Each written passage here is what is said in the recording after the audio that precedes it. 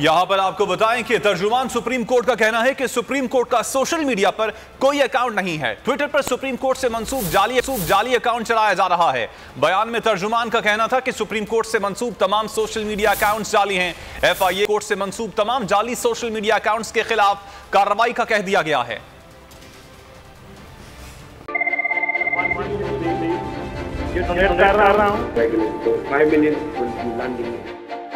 तारीख की सबसे बड़ी टेलीथॉन, पाकिस्तान के अंदर भी हमारे सारे लोग इसमें शिरकत करें और खास तौर पर बैरून मुल्क पाकिस्तानी।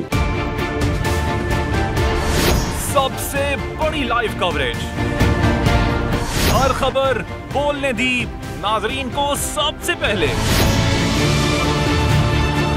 तोड़ दिए तमाम रिकॉर्ड्स, तारीख रकम कर दी। बोल एक बार फिर नंबर 1। सब्सक्राइब करें और बेल दबाएं ताकि कोई खबर रह न जाए।